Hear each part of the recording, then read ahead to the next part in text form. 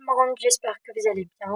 Après avoir l'utilisation du présent simple, on va passer maintenant au passé simple. Bien sûr, past simple in English. Past simple. Répète. Past simple. C'est le passé simple. Donc, comme vous savez que le passé simple est un temps fondamental en anglais qui est utilisé pour parler d'actions ou des événements qui se sont déroulés dans le passé et qui sont terminés. Non pas une action au présent, ok? Sont déjà terminés au passé. D'accord? Ce temps est souvent accompagné d'indicateurs temporels, bien sûr, comme le présent simple, les mots-clés, bien sûr, comme hier, la semaine dernière, en 2010, en 2020, etc. Ok? Mais le passé simple est très important pour raconter des histoires aussi, décrire des expériences passées ou rapporter des faits historiques. Ok? Donc, en général, l'utilisation du passé ou pourquoi? Pour raconter des histoires, décrire des expériences passées et finies dans le passé, non pas une action au présent, et aussi pour rapporter des effets historiques. Par exemple, si je veux dire il a visité Paris l'été dernier, ça veut dire quoi? Une action déjà terminée au passé. Ok? She visited Paris last summer. Mais regarde ici un indicateur. L'été dernier, le mot dernier, c'est un indicateur du passé. C'est un mot clé du passé. C'est bon. Donc, pour bien sûr connaître la structure du passé simple, il faut bien sûr, on va mettre un rappel concernant les structures des phrases ou bien les types des phrases. On a 3 types de phrases. Quels sont? Vas-y, aidez-moi. On a 3 types. Quels sont? Exactement. C'est donc affirmative sentence, affirmative, negative, and interrogative. Ok? Donc, bien sûr, l'affirmative, c'est pour décrire ce qui s'est passé. Ok? Aussi, le négatif pour exprimer ce qui n'est pas produit. Et la phrase interrogative pour poser des questions sur le passé, ne pas par le présent. Ok? Donc, nous apprendrons aussi les différences entre les verbes irréguliers qui prend le ED. On a 2 types de verbes pour le passé simple. On a 2 types de verbes, ok?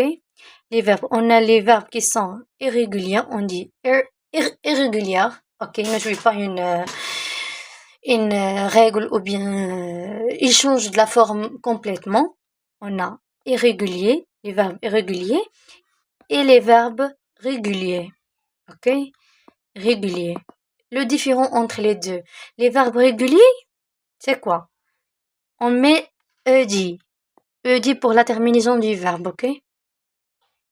Et pour les verbes irréguliers qui changent de forme. On ne peut pas ajouter ed. Non, ils changent de forme totalement. Par exemple, je vais donner un exemple. Par exemple, le verbe être au passé, le verbe être au présent, c'est I am. Le verbe être, normalement, c'est je suis, I am. Je suis, I am. Le passé de je suis, en français, c'est j'ai. Donc, I am, il devient quoi? I am, il devient I was. I was. Il est différent, il change de forme totalement. Mais par exemple, je vous donne par exemple le verbe jouer. C'est play. Le verbe jouer, play. Donc, I play.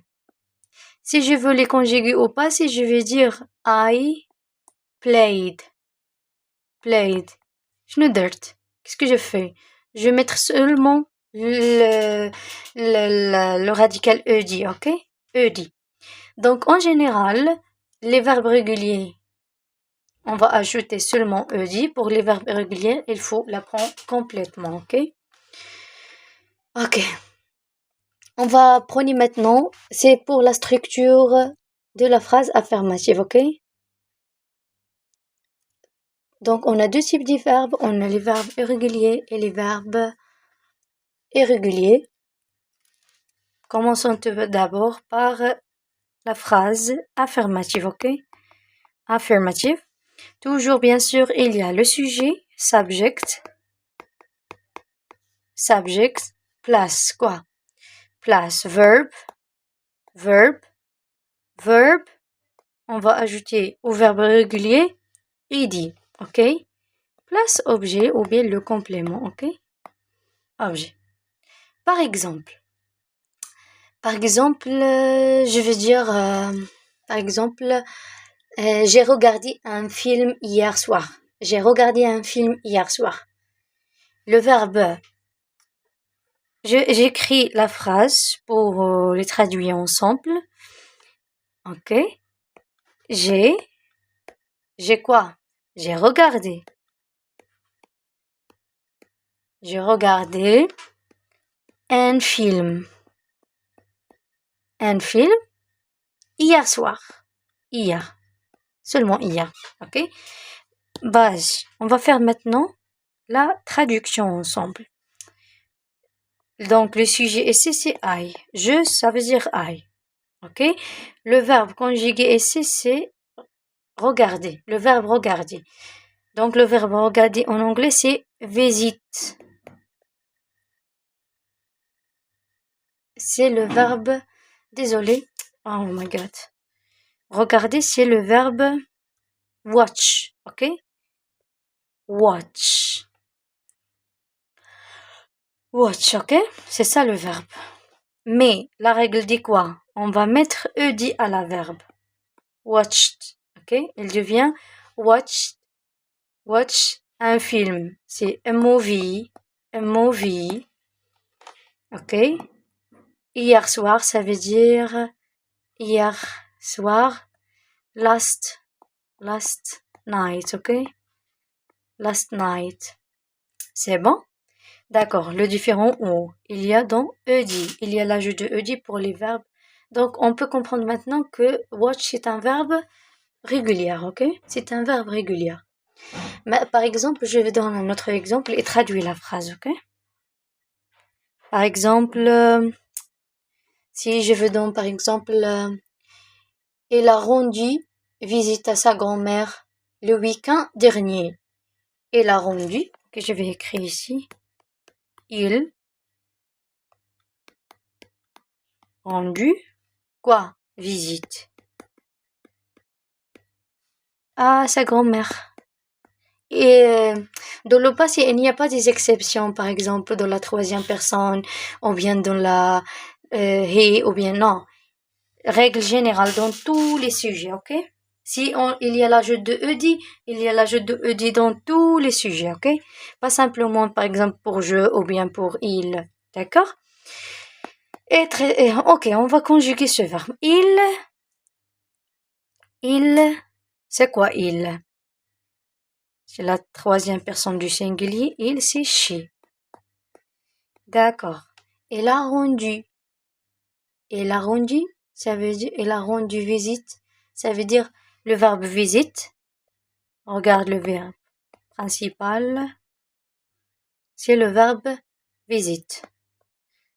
Donc, c'est ça la base verbale. C'est la base verbale. Base verbale. Mais il faut ajouter quoi à la base verbale? Dit du règle, ok? Dit du règle. Bon, she visited her grandmother last weekend. Elle a rendu visite à sa grand-mère le week-end dernier. Ok? D'accord. Je vous donne un autre exemple, par exemple. Si je voulais dire, comment je dirais? Par exemple, ils ont joué joué au football hier. Le verbe jouer, ok? Par exemple, ils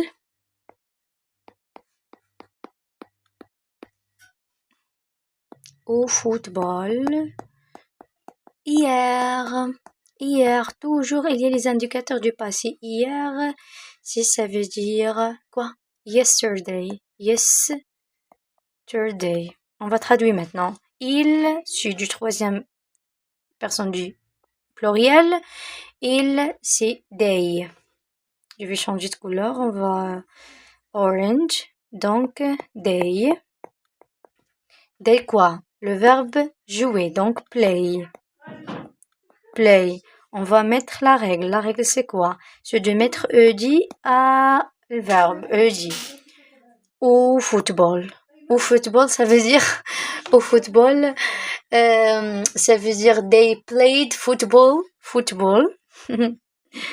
Football yesterday, البارح. Football. Yesterday. Yesterday, ok? Donc, l'essentiel que la base verbale, et on ajoute ed. La base verbale, et on ajoute oudi, ok? D'accord, c'est bon. C'est bon. Et maintenant, pour la phrase négative. Pour la phrase négative. Pour la phrase négative, il y a quoi? Bien sûr, il y a le sujet, c'est subject. Il y a le sujet, plus quoi? Dans le présent simple, on met ne pas, c'est la négation. Ne pas. Ne pas du présent simple. C'est don't ou la doesn't. Que ce soit don't ou bien doesn't. Et pour le passé, on a d'autres négations. C'est did. Did not. Si did not égale didn't, l'abréviation. Didn't, ok? Didn't. Did not égale didn't. D'accord? Plus la base verbale. Le verbe à leur base, ok? Mais ne ed dans la phrase négative ne s'intéresse ni pour les verbes réguliers, ni pour les verbes réguliers. On n'a pas du problème. Donc, le problème où seulement de la phrase affirmative, mais pour la phrase négative et interrogative, ne s'intéresse pour rien. Et pour didn't, on n'a pas des exceptions pour, par exemple, he, she, it, on va mettre autre chose. Non, malgré he, she, it, on va ajouter didn't pour tous les pronoms personnels, pour tous les sujets. Donc, en général, on va mettre I, you, he, si, il, she, le féminin, it, l'animal ou bien l'objet. D'accord. Oui, si nous, you, si vous, they, si il, c'est il. Donc, pour tous les sujets, on va mettre didn't. Didn't, c'est la phrase négative au passé. La phrase négative au passé, on va mettre didn't plus la base verbale. Par exemple, dis-moi par exemple. D'accord, par exemple, on va prendre, par exemple, je vais dire conjuguer le verbe play au passé. Négatif, à la phrase négative, tu vas dire quoi? Tu m'as dit, regarde ici. Je vais laisser I, you, he, she et tous les sujets, je vais laisser. Je vais supprimer seulement la base verbale. Donc, le verbe demander ici, c'est play. Play.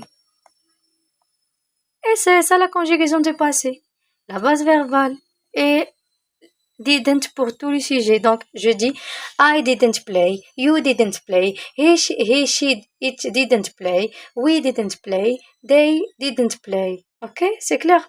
Si par exemple je change le verbe, je dis conjuguer le verbe, par exemple travail au passé à la phrase négative. Tu m'as dit quoi? Tu vas seulement supprimer le verbe play et remplacer avec le verbe travailler, c'est work. Il n'y a ni ed, ni id, ni rien du tout, ok? N'ajoute rien de ça. La base verbale du verbe, ok? D'accord. Et maintenant, on va passer au quoi? On va passer, bien sûr, à la négative. Qu'est-ce qui se passe à la négative? Allez, au lieu de, au présent simple, on voit qu'on va mettre l'auxiliaire de ou bien das. Non, dans le passé, on met l'auxiliaire, même auxiliaire, seulement conjugué au passé. Parce que le verbe do, au passé, ça veut dire dit. Ok, c'est ça le passé. Au présent, c'est simple. Au présent, au passé, ok? Donc, en général, c'est quoi? la forme, la structure de la phrase interrogative. La structure de la phrase interrogative, c'est quoi? On va utiliser l'auxiliaire did avec tous les sujets. Did plus I, you, he, she, it, we, you, they, ok? Plus la base verbale normale. Plus point d'interrogation, c'est très important, ok? Je vous donne un exemple. Par exemple, je vais dire oh my god, I'm so tired. Par exemple, l'essentiel que le verbe reste à la base verbale après did, ok? Après did, elle reste à la base verbale. Par exemple, si je vais dire ont-ils joué au football hier? Ont-ils joué au football hier? Ça veut dire on va mettre did, c'est l'auxiliaire. Donc, il du pluriel, ça veut dire they. They est la base verbale. Ont-ils joué au football hier? Le verbe c'est play. Et point d'interrogation. Hier c'est yesterday, ok? Si par exemple j'ai ici he, ou bien j'ai ici she, ou bien we, ou bien I, il reste le même auxiliaire did, et la base verbale la même, ok? J'espère ça est clair, ok? Et maintenant, on va voir quelques mots-clés pour qu'on puisse connaître lors il y a une mix exercise. Mix, ça veut dire mix exercice avec le présent simple et le passé simple. Les mots-clés, par exemple, on voit maintenant hier. Hier, ça veut dire quoi en anglais? Yes, yesterday. Répète. Yesterday. Répète. Premièrement, c'est hier. Yesterday.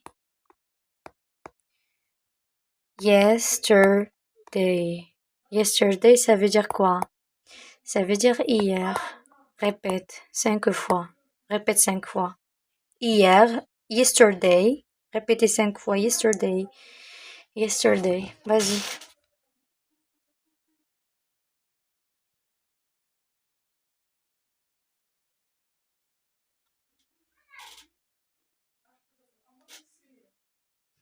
Bravo, yesterday. Very good. Et il y a d'autres. Bien sûr, donnez-moi un exemple du mot-clé. Vas-y. Par exemple, le mot au présent, on a déjà vu que au présent, on utilise le mot chaque, le mot every, le mot par exemple chaque année, chaque mois, chaque semaine. Mais au passé, on utilise le mot last. Last, ça veut dire dernier ou dernière, ok?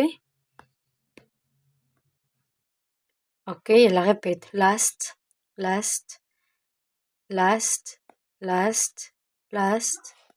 ok? C'est bon. Par exemple, je vais dire que maintenant, j'ai visité Paris last summer. Elle a visité Paris l'été dernier. L'été dernier, ça veut dire last summer. Summer, ça veut dire l'été, ok? Summer, ça veut dire l'été, ok? On peut voir aussi last week. Last week, ça veut dire quoi last week? On dit summer, c'est l'été, ok? Last week, ça veut dire le mois, désolé, la semaine dernière. Et ça veut dire semaine, week, last week. On va garder le mot last avec summer, week. Par exemple, si je veux dire, dis-moi l'année dernière. Qu'est-ce que vous allez dire l'année dernière? L'année dernière, tu vas dire quoi? Last, le mot last, plus année. Donc, c'est quoi? Year. Year. Last year, ça veut dire l'année dernière, ok? Par exemple, je vais dire, dis-moi, la nuit dernière. Comment? La nuit dernier. On va mettre last. Nuit, ça veut dire night. Night, ok? Night. Il y a aussi le mot ago. Ago. Si il y a ce mot ago, indicateur du passé, ok? Ago, ça veut dire quand je dis il y a. Il y a. Par exemple, elles ont maintenant déménagé ici il y a 5 ans. Il y a 5 ans. D'accord? Et aussi, on utilise in avec une année de le passé. Par exemple, 2020, 2010, etc. Ok?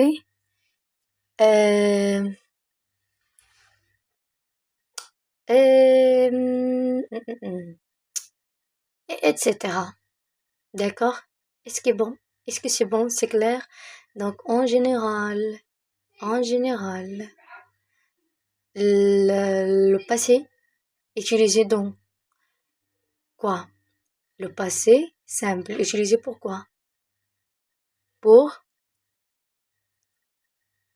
exactement pour raconter des histoires, décrire des expériences qui est déjà passées, si, ou bien rapporter des faits historiques. Ok?